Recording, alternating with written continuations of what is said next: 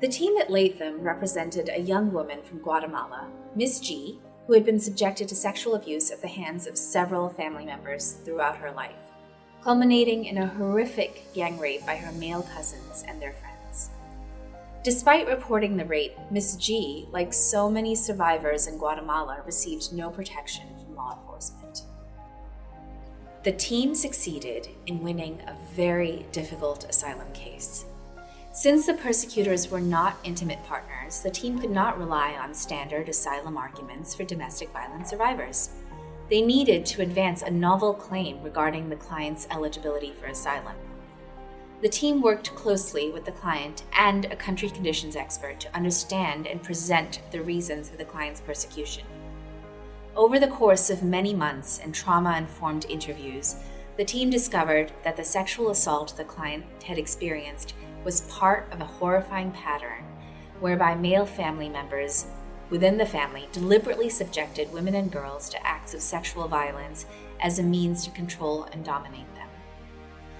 Due to the complicated nature of the facts and the legal theories, the trial extended over 2 days before a very difficult judge. The Latham team did an excellent job preparing the client to testify both on cross-examination and on direct examination.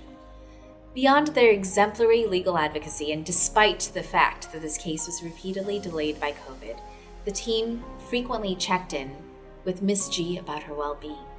Miss G confided in the team about an abusive relationship she was experiencing here in the United States, and they immediately reached out to Sanctuary for Families so that we could further support her with safety planning and additional services.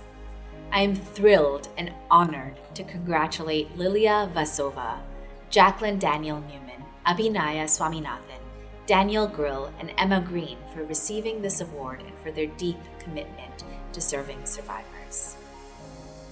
The best part of this experience has been building a relationship with the client. When I first started working with the client, she was not comfortable sharing her story, so it was challenging to understand what exactly she experienced. Over time, and after many meetings, I was able to build a trusting relationship with the client. She shared her story with me, which enabled us to craft a compelling case for asylum. We also worked together to build her confidence to share her story with the court through direct testimony and to respond to opposing counsel's questions on cross-examination. Given the traumatic nature of her experience, this did not come naturally to her, and working through these challenges was the most rewarding part of the experience for me. This case provided me with significant stand-up experience in court at a fairly early stage in my career. It has helped me to become much more confident in high-pressure situations and led to similar substantive experiences on my commercial matters. The most memorable part of this experience was meeting the client's young son. Meeting the client's son helped to hit home for me how important it was that the client be granted asylum. If the client, who's a single mother, were to be deported, her son's life would be upended. However, if she was granted asylum, he'd be assured the relative stability of life in America. The client was also motivated to gain asylum to secure a better life for her son, so it was encouraging to meet him.